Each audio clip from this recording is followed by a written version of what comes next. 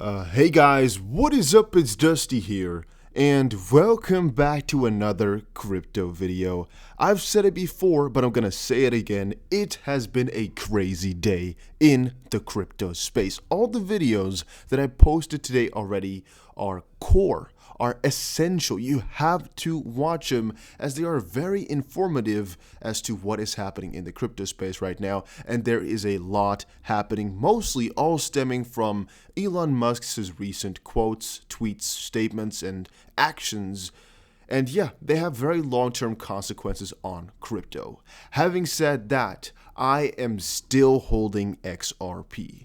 No shakeout is gonna make me sell. And that's one fun thing I should really tell you all. I am going to hold XRP. This goes for most core altcoins that I have. I have a couple of coins which I would definitely not sell for almost anything. XRP being one of them. I will not sell unless I have one of my targets hit that I've always been waiting for basically. And I would literally go to $0, 0 cents.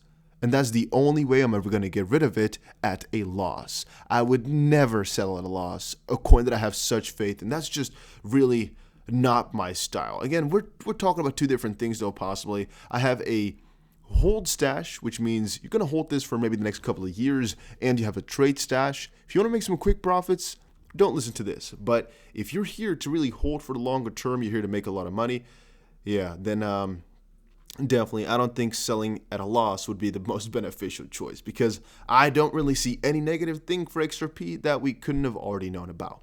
Having said that, put down below in the comment section whether or not you are still holding XRP. Let me know. And I always appreciate all the likes because I do think they help with the YouTube algorithm. Then, XRP Labs drops IOU term for tokens issued on the XRP ledger. So what they've done is basically take away this IOU because supposedly it confuses a lot of people, or people can really misunderstand what you can do on the XRP ledger. And basically they tweeted out, so from now on we'll call them tokens issued on the XRP ledger. When used like Bitstamp and GateHub do, they are a gateway between the fiat world and the XRP ledger plus XRPL decentralized exchange. They are indeed IOU issued tokens. PS on NFTs, which are non-fungible tokens, yes, that's possible today too on the XRP ledger. Approach is slightly different from how that works on, for example, Ethereum, but actually definitely possible. This month, an intern, his name is Hubert, will start at XRP Labs researching and publishing about NFTs and the XRPL. So I don't really hear too much about XRP Labs anymore the last couple of weeks, but really these things are really quite amazing in my mind. Actually at the start here, I guess that tweet wasn't shown here. We actually have two more. At XRP Labs, we decided to stop primarily using the term IOUs for issued tokens on the XRP ledger. While some tokens issued on the XRP ledger are indeed IOUs, which means IOU, with counterparty risk, it's also possible to issue regular tokens with a fixed supply, NFTs, it's all just possible. By using the term IOUs for issued tokens on the XRP ledger, many businesses and individuals are not going to give the XRP ledger the consideration it requires as the rails for issuing their network/platform/project token. You can issue your tokens on the extremely fast XRP ledger, low fees. So point being, there are actually quite a lot of functionalities on top of the XRP ledger that Ethereum has, for example, as well. You might say, Dusty, but are you talking about Flare? No, Flare is something which is built on top of XRPL. But that's actually a little bit of a different site that's built on top of something which is using Ethereum, for example. It's a little bit different in the sense that it works. However, you might be able to say it in a different sense. Yeah, it's kind of something like they're talking about here is just that Flare is one of the small amount of projects that are built on top of XRP, as you don't really hear too much of the possibilities. There's not really that many people who are like, whoa, let me create something on top of XRP, even though there are a lot of functionalities for it and there is a lot of opportunity for it. I think it's a pretty open market. But I guess because it's a lot more difficult since there's less tutorials, less guides, less help than with Ethereum, and because I think it is severely misunderstood. I'm not saying I'm a pro at it, because I definitely would not be able to build anything on top of XRPL without proper guidance. But NFTs on top of XRP. It's interesting to me. I didn't even know that this all was possible either, right? Which is really mind-boggling then, that it really is. It's a pretty big thing. This one is basically just the same thing. XRP ready to break into the NFT race. Developers explain how. So they basically explain it is possible, and they're going to be looking into it exactly how it all works and what the functionalities are. But I didn't know that that was a real thing. I knew that in the Internet of Value, which they're building, this is all possible, and this idea would definitely be implemented. So I knew the possibility was there, but didn't know that they were really looking into it to get some stuff fixed, basically. So I like it, though. I like it a lot.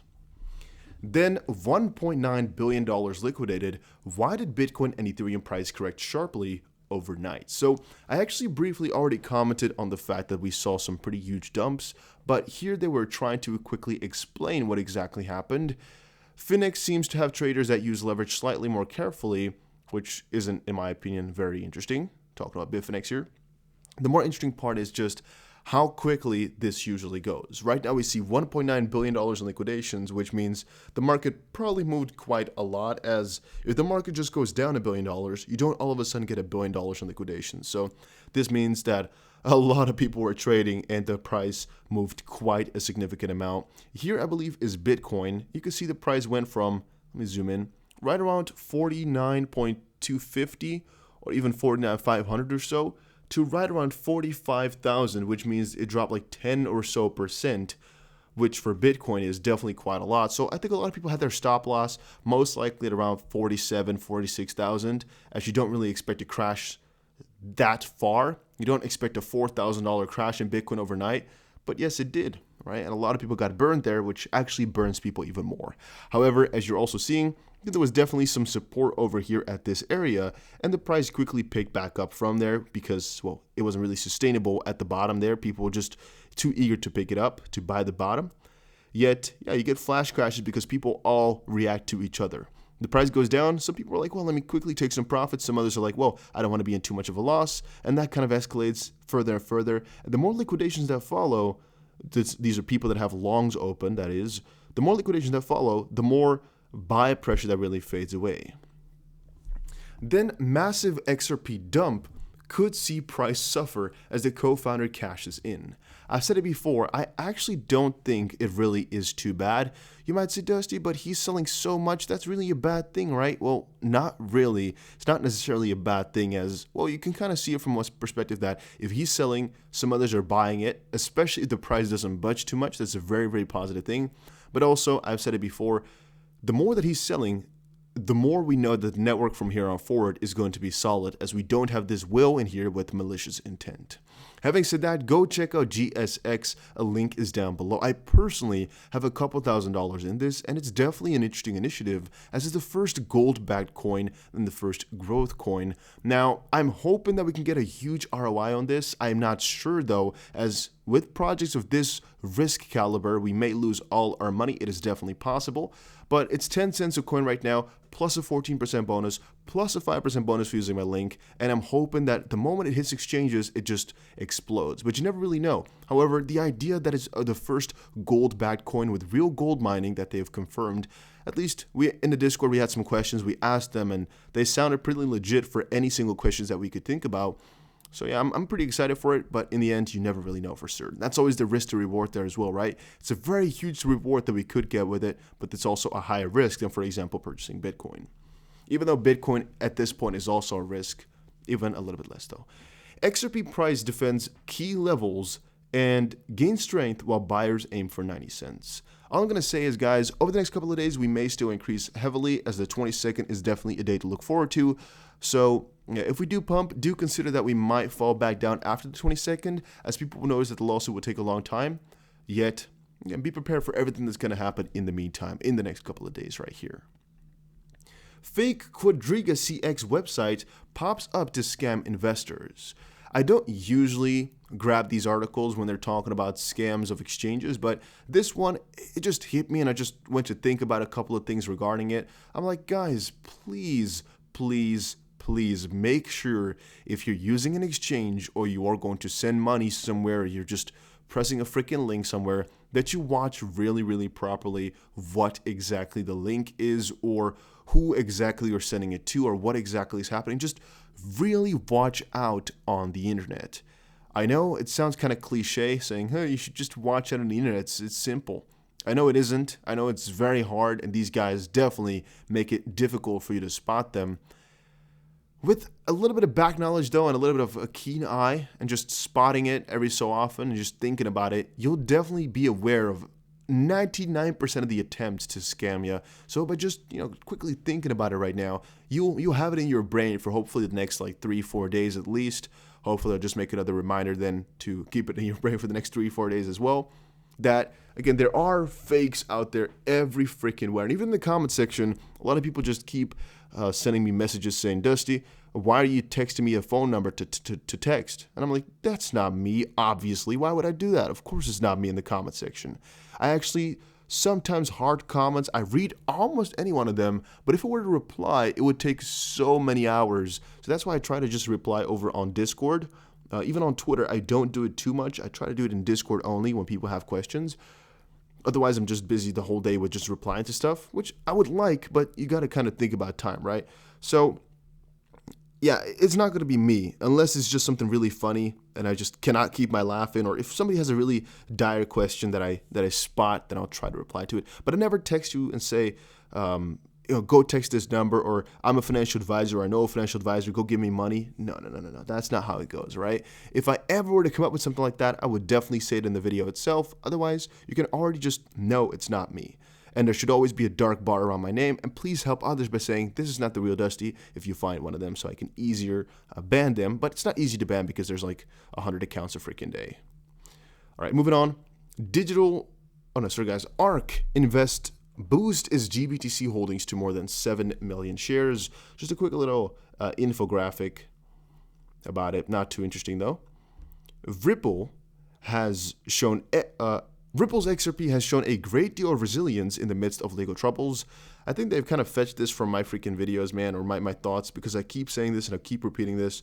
XRP is really severely outperforming almost any other crypto that would have been in the same situation. They're doing so ridiculously good in comparison to any other crypto that would have had such a detrimental lawsuit on top of them. It's something you really cannot fathom. It's just something you don't fully understand just quite yet until you see the other side, which is another crypto getting sued for something like that. But just take it from me here, that XRP is severely outperforming most other cryptos that would be in the same situation.